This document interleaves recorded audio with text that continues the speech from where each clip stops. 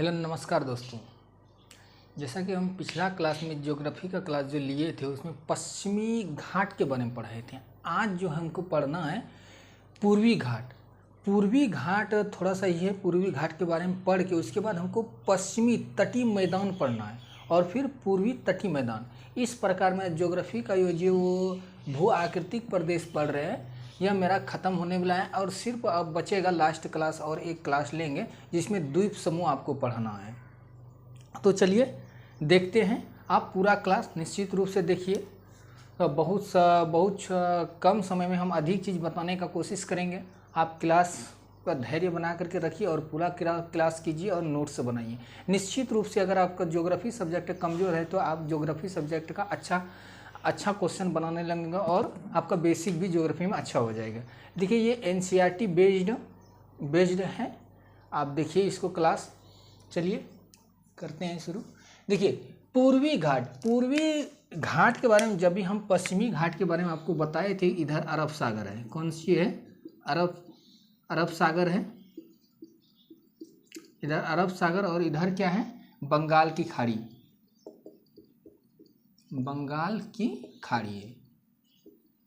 है। तो अरब सागर का जो तट सटा हुआ ये पश्चिमी तट है और इधर देखिए पश्चिम भी इधर पड़ता है। आपको दिशा के बारे में पता होगा। इधर उत्तर, ऊपर साइड उत्तर, नीचे दक्षिण, ये पूरब, ये पश्चिम।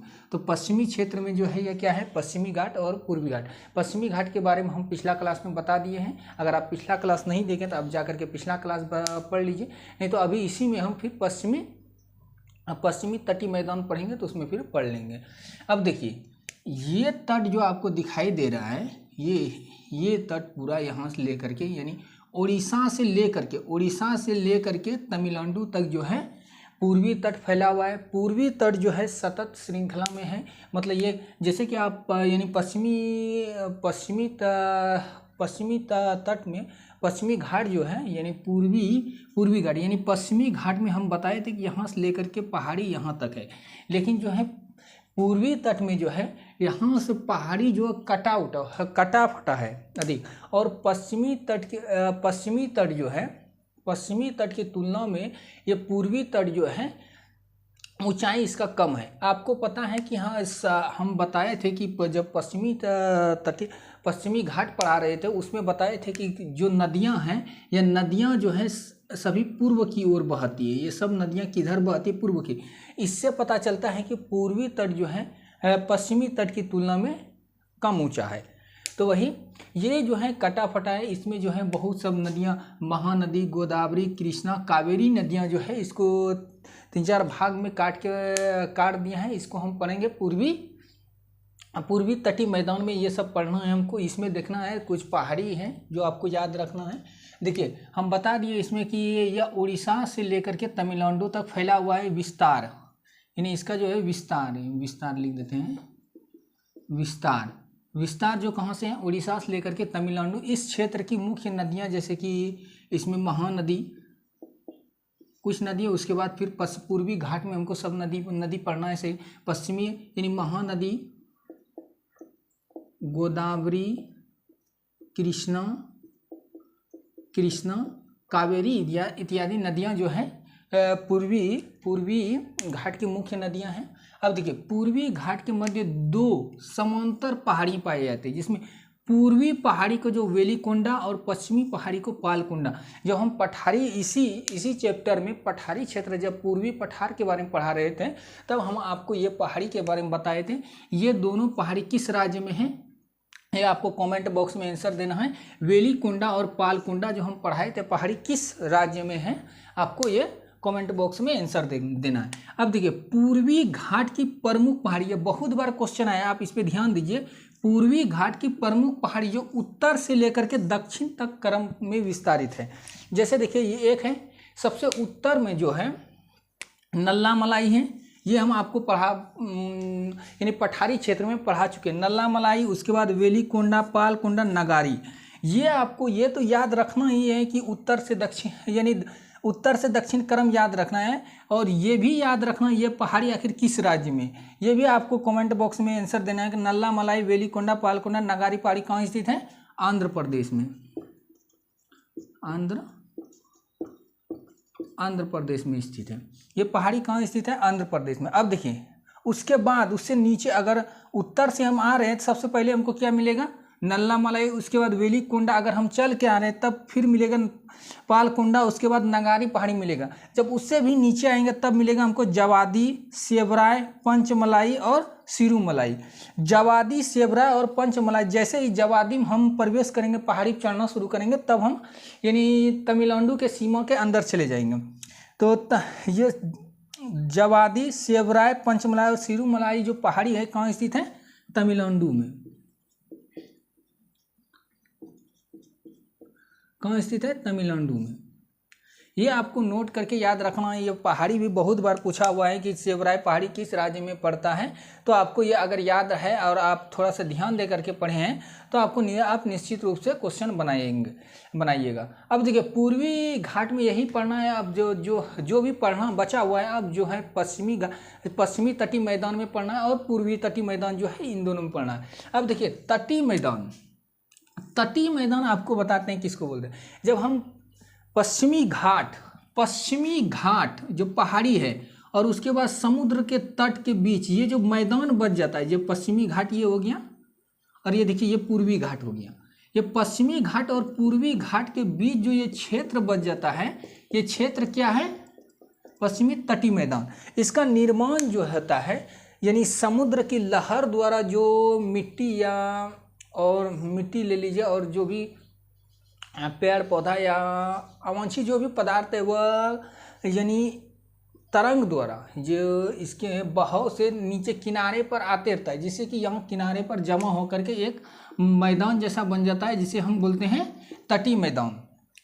यानी समुद्र के तट से ही निर्माण। अब देखिए पश्चिमी तटीय मैदान जो है अरब सागर के द्वारा बना है, जबकि पूर्वी तटीय मैदान बंगाल की खाड़ी से। वही भारत के तटीय मैदान को जो मुख्य रूप से दो भागों में बांटा गया है, एक पश्चिमी तटीय मैदान और पूर्वी तटीय मैदान। यही दोनों हमको पढ़ना है, पश्चिमी तटीय मैदान और पूर्वी तटीय मैदान। अब एक करके पहले पश्चिमी तटीय मैदान को पढ़ेंगे, फिर पूर्वी तटीय मैदान को पढ़ेंगे। चलिए अब पश्चिमी तटीय मैदान पढ़ते हैं।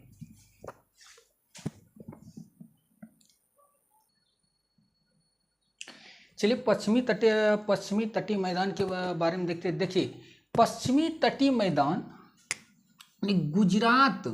गुजरात से लेकर के तमिलनाडु के कन्याकुमारी तक फैला हुआ। कहाँ से? गुजरात से लेकर के तटीय मैदान जो पश्चिमी तटीय मैदान है, गुजरात के तटीय मैदान से लेकर के यानी गुजरात के तटीय क्षेत्र से लेकर के कहाँ तक स्थित है?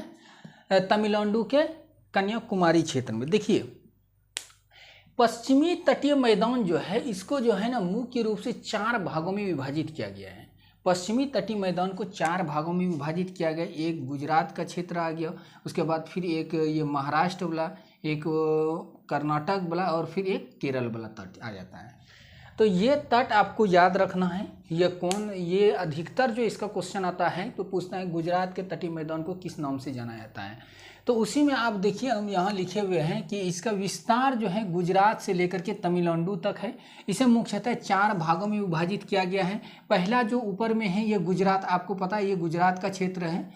गुजरात देखिए गुजरात के तटीय में कच्छ, इसे कच्छ और कठियावाड़ी, देखिए आप ये याद रखें, इसे कच्छ और कठियावाड़ी या सौराष्ट्र का तटीय मैदान कहा जाता है। आपसे पूछता है सौराष्ट्र का तटीय मैदान किस राज्य में है? आपको लगता है सौराष्ट्र लगता है महाराष्ट्र के जैसा सुनने, आप महाराष्ट्र मार देते हैं, लेकिन सौराष्ट्र क्षेत्र जो है कहाँ पड़ता है? गुजरात में। सौराष्ट्र क्षेत्र गुजरात में पड़ता है।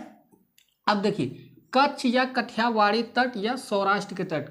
कच्छ आपको पता है कि ये क्षेत्र कौन सा है? कच्छ है। यहाँ से लेकर के यहाँ तक जो है कौन सा क्षेत्र है? गुजरात का तटीय मैदान कहा जाता है, जिसे कच्छ या कठियावाड़ी या सौराष्ट्र का क्षेत्र। सौराष्ट्र क्षेत्र आपको याद रखना है किस राज्य में है? गुजरात में। अब देखिए उसके बाद आता है कोंकण तट। कोंकण तट जो है देखिए आपको ये याद रखना है, कोंकण तट का विस्तार जो है दमन और महाराष्ट्र से, यानी दमन यहाँ जो क्षेत्र है दमन और महाराष्ट्र के साथ ही गोवा क्षेत्र आपको पता है कि यहाँ तक होगा। गोवा। महाराष्ट्र के बाद कौन सा राज्य आता है? अगर पश्चिमी तटीय क्षेत्र के बाद हम पिछला क्लास में जो बताए थे कितने राज्य हैं जो तटीय सीमा बनाते हैं, उसमें जो है पहले गुजरात आता है, उसके बाद महाराष्ट्र, उसके बाद गोवा आता है। तो दमन से लेकर के महाराष्ट्र और गोवा तक फैला हुआ है कौन सा तट? कोंकण तट। आपसे पूछेगा कि कोंकण तट का विस्तार कहाँ तक है, तो आपको याद रखना है दमन और महाराष्ट्र से गोवा के बीच, गोवा के बीच ये तट, देखिए ये तट तो आपको देखिए यहाँ से लेकर के यहाँ तक क्या हो गया? गुजरात, गुजरात का तटीय मैदान, ठीक मैदान। अब यहाँ से देखिए यानी दमन से लेकर के, इस जगह दमन है, दमन से लेकर के गोवा तक कौन सा तट हो गया? कोंकण, कोंकण तट हो गया। अब देखिए गोवा से लेकर के मंगलुरु, गोवा से लेकर के मंगलुरु तक कौन सा तट हो गया? कन्नड़ तट। जैसे देखिए कन्नड़ तट गोवा से लेकर के मंगलुरु तक, ये कौन सा हो गया? कन्नड़, कन्नड़ तट, तटीय मैदान हो गया कन्नड़ तट। अगर आपसे दे हो सकता है कभी दे कि आपसे उत्तर से दक्षिण क्रम से जाए, आपको ये याद रखना है। कन्नड़ तट कहाँ से है? गोवा से लेकर के मंगलुरु तक, और मंगलुरु से लेकर के कन्याकुमारी के केप केमोरिन। हम जब पढ़ा रहे थे आपका तटीय राज्य के बारे में, जब सब फर्स्ट क्लास हम पढ़ाए थे, उसमें बताया कि सबसे दक्षिणतम बिंदु भारत का जो है इंदिरा पॉइंट, लेकिन मुख्य भूमि का सबसे दक्षिणतम बिंदु कन्याकुमारी के केप केमोरिन में स्थित है। तो ये क्षेत्र यानी कहाँ से? मंगलुरु से लेकर के केप केमोरिन तक ये तट, यानी खास करके यानी केरल वाला तट जो है कौन सा तट कहलाते हैं? मालाबार तट। देखिए आपको पता है कि बहुत बार क्वेश्चन आता है भारत का जो मानसून सबसे पहले किस तट से टकराते हैं। तो भारत का मानसून जब आता है दक्षिण पश्चिम मानसून, तो किस तट से आकर के टकराता है? ये मालाबार तट से टकराते हैं। और यहाँ फिर केरल में सबसे पहले बारिश करता है, जून के प्रथम सप्ताह जो है यहाँ मानसून जो है आकर के मालाबार तट से टकराती है और वहाँ वर्षा करती है। इसी जगह जो है दो भाग में विभाजित हो जाते हैं। ये हम आपको मानसून जब पढ़ाएंगे तो पूरा विस्तार से इसके बारे में आपको जानकारी देंगे। चलिए अब देखते हैं आगे। मालाबार तट देखिए मंगलुरु से कन्याकुमारी केप केमोरिन के बीच स्थित है। देखिए यहाँ तक तो आपको कन्याकुमारी ये पता है, हम आपको कहीं केरल के बारे में नहीं बताए लिखे, लेकिन केरल में ही मुख्य रूप से मंगलुरु से लेकर के इस जगह आपको पता है कि केरल के तटीय, उसके बाद फिर ये आकर के ये पश्चिमी तट का क्षेत्र जो है ये मालाबार कहलाते हैं। उसके बाद पूर्वी तट के बारे में पढ़ रहे हैं आगे। अब देखिए भारत के तटीय मैदान, भारत के पश्चिमी तटीय मैदान जो है इसका जो है चौड़ाई, देखिए भारत के पश्चिमी तटीय मैदान की सबसे अधिक चौड़ाई देखिए किस क्षेत्र में दिखा है? गुजरात में जो है सबसे अधिक चौड़ा है ये तटीय मैदान, उसके बाद आकर के कम हो गया, फिर जो है केरल में आकर के इसकी चौड़ाई बढ़ गया है। गुजरात, इसे अगर पूछ दिया जाए भारत के पश्चिमी तटीय मैदान की चौड़ाई कहाँ सबसे ज़्यादा, सबसे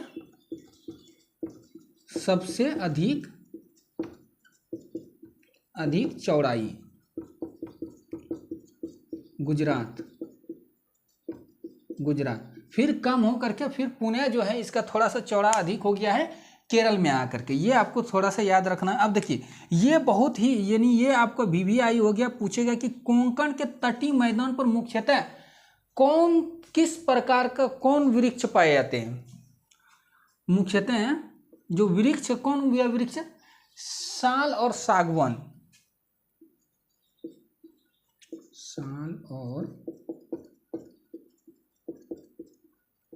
सागवान आप नोट कर लीजिएगा। साल और सागवान के वृक्ष पाए जाते हैं, देखिए साल और सागवान के वृक्ष पाए जाते हैं। पश्चिमी तटीय मैदान के बारे में हम पश्चिमी तटीय मैदान हम पढ़ रहे हैं। पश्चिमी तटीय क्षेत्र हम पिछला क्लास में पढ़ा चुके हैं, इसलिए अभी हम पहाड़ी का कोई जिक्र नहीं करेंगे इसमें। अब देखिए मालाबार के तटीय मैदान पर कयाल और लैगून पाए जाते हैं। लैगून मतलब होता है कि कुछ समुद्र का क्षेत्र जो होता है ये अंदर घुस जाता है। आपको पता है कि लैगून झील किसको बोला जाता है? जैसे कि यहाँ इस तरह रहता है और इस तरह अगर मान लिया जाए ये इस तरह करके आया हुआ है और अगर यहाँ तक समुद्र का पानी आ रहा है, यदि धीरे धीरे आकर के कचरा अगर इस तरह करके बंद हो जाता है और बीच में जो है समुद्र का पानी घुस जाता है तो इसको हम क्या बोलते हैं? इसको जो है इसको लैगून झील बोलते हैं। भारत का सबसे बड़ा लैगून झील कौन सा है? चिल्का झील, जो कि उड़ीसा में पड़ता है। लैगून उसी को बोलता है। जब समुद्र का पानी जब इधर से बहने लगता है थोड़ा थोड़ा, तो उसको क्या बोलते हैं? लैगून या कयाल बोलते हैं।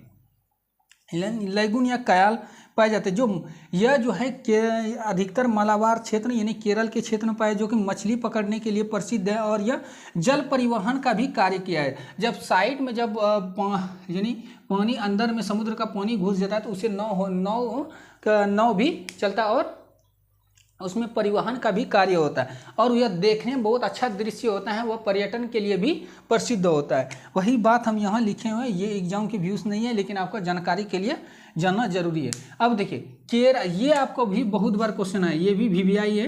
देखिए केरल के पुन्नामदा कयाल, मतलब पुन्नामदा कयाल का नाम है, जिसमें हर वर्ष नेहरू ट्रॉफी का आयोजन किया जाता है। आपको पता होगा कि नेहरू ट्रॉफी का आयोजन जो है इस प्रकार का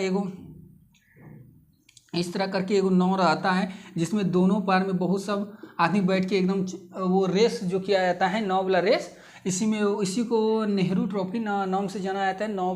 नाव का रेस किया जाता है इसमें। और ये कहाँ किया जाता है? केरल के पुन्नामदा कयाल में किया जाता है। चलिए आप पश्चिमी तटीय मैदान के बारे में देख लिया, पूर्वी तटीय मैदान के बारे में देखते हैं।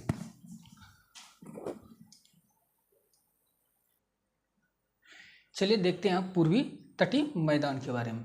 देखिए पूर्वी तटीय मैदान का विस्तार, अब देखिए आपको पता है कि पूर्वी तटीय मैदान इस साइड में है। पूर्वी तटीय मैदान का जो विस्तार है पश्चिमी तटीय मैदान की तुलना में जो है अधिक चौड़ा है। यानी पूर्वी तटीय मैदान और पश्चिमी तटीय मैदान की तुलना में पूर्वी तटीय मैदान अधिक चौड़ा है। कारण इसका है कि जैसे कि आपको पता है कि गोदावरी, कृष्णा, कावेरी, महानदी, ये सब स्वर्णरेखा नदी सब पूर्वी तटीय मैदान की यानी पूर्वी तटीय की ओर बहता है। आपको पता है कि जब नदी बहता है तो बाढ़ जब नदी में आता है तो बहुत सब कचरा ला करके अपने मुहाने, जहाँ अंतिम छोर होता है, जहाँ समुद्र मिलता है, वहाँ जा करके छोड़ देता है। धीरे धीरे कचरा जब जमा होने लगता है तो वह धीरे धीरे क्या होता है, कचरा जमा बन के यह स्थलीय क्षेत्र बन जाता है और धीरे धीरे इसकी चौड़ाई बढ़ते जाता है। यही कारण है कि पश्चिमी तटीय मैदान की तुलना में पूर्वी तटीय मैदान अधिक चौड़ा है। अब देखिए इसका विस्तार जो है, आपको पता है कि स्वर्णरेखा नदी झारखंड में बहती है। झारखंड से होकर के पश्चिम बंगाल की साइड से होकर के गुजरता है। तो इसका जो विस्तार है, स्वर्णरेखा नदी, यहाँ जो एक नदी बहता है स्वर्णरेखा नदी,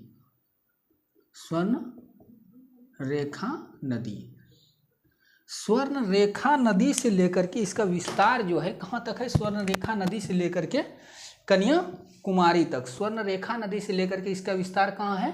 कन्याकुमारी तक। आपको पता है कि कन्याकुमारी यहाँ स्थित है, कन्याकुमारी तक इसका विस्तार फैला हुआ है।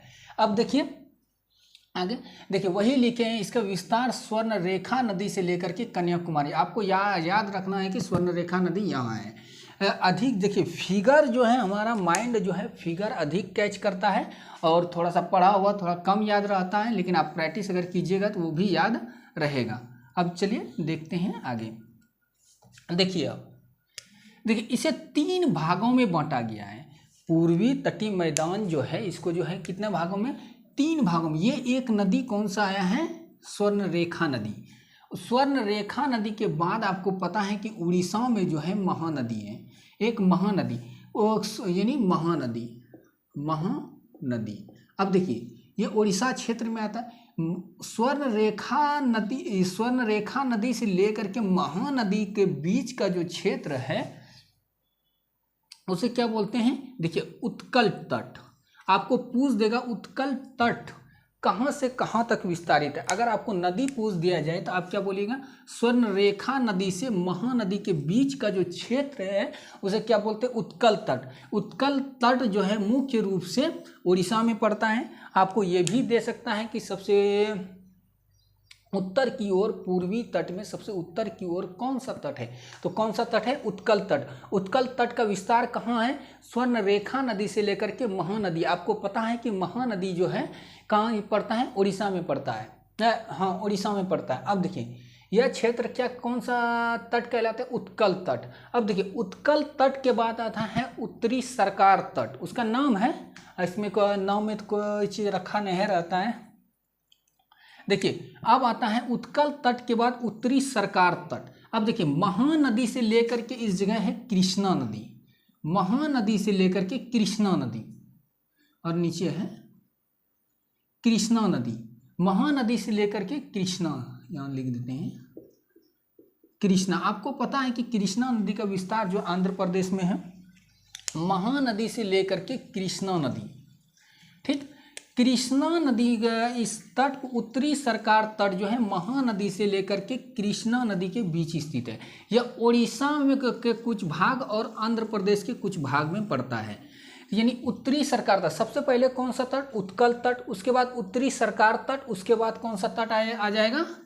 कोरोमंडल तट। कोरोमंडल तट के बारे में यानी कृष्णा नदी से लेकर के कन्याकुमारी, कन्याकुमारी तक का जो ये तट है, ये कौन सा तट हो गया आपका? कोरोमंडल तट। कोरोमंडल, देखिए कोरोमंडल तट और मालाबार तट में कंफ्यूज होता है। कोरोमंडल तट जो है पूर्वी क्षेत्र में और मालाबार तट, आप इसको ध्यान देख के याद रखिए कि मालाबार तट पश्चिमी क्षेत्र और कोरोमंडल तट जो है पूर्वी तट पे। सबसे पहले कौन सा तट आ गया? उत्कल तट, उसके बाद उत्तरी सरकार,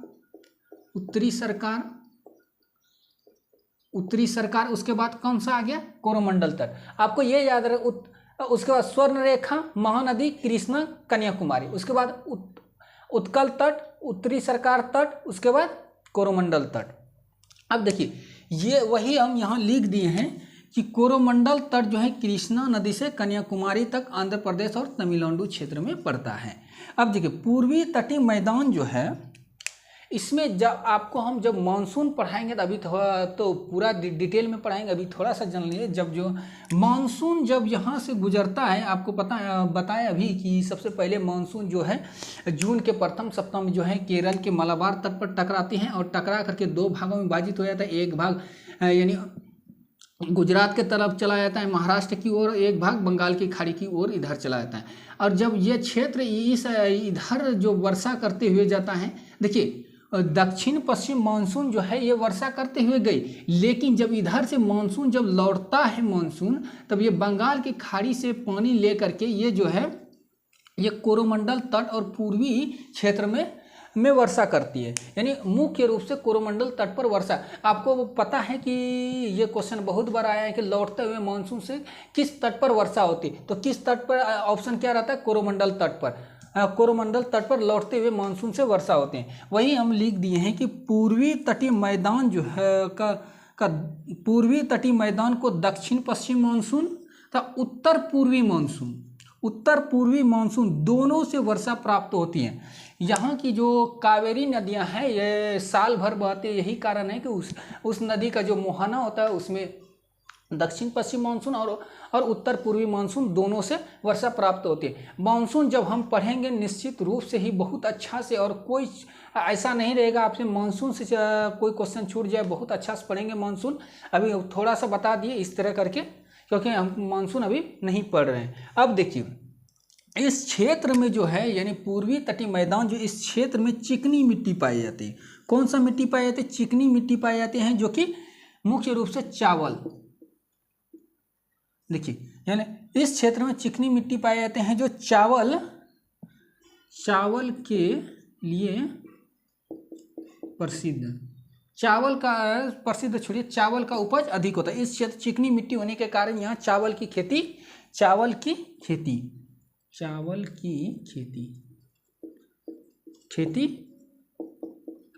किया जाता है। अब देखिए चिल्का तथा पुलिकट झील, इस यानी पूर्वी तट चिल्का झील आपको पता है कि कहाँ स्थित है? चिल्का झील उड़ीसा में भारत की सबसे बड़ा जो लैगून यानी खारे पानी की झील है वो कौन सा है? चिल्का झील है। चिल्का झील उड़ीसा में पड़ता है। पुलिकट झील एक लैगून झील है जो कि उड़ीसा में आंध्र प्रदेश में पड़ता है।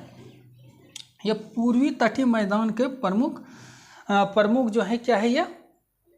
यह प्रमुख यानी लैगून झील के बारे में आपको बता दिए हैं कि लैगून झील किसको बोला जाता है। चलिए अब जो है हम देखते हैं कि पूर्वी तटीय मैदान, ये आपको बता दिए हैं कि इधर यानी चौड़ाई अधिक होने का क्या कारण है, यानी पश्चिमी तट की तुलना में पूर्वी तट क्यों अधिक चौड़ा है, आपको इसके बारे में बता दिए। अब देखिए पूर्वी तटीय मैदान पर उत्तर से दक्षिण स्थित प्रमुख डेल्टा। अब देखिए यहाँ जो है उत्तर से दक्षिण, ये आपको डेल्टा का भी क्रम याद रखना है।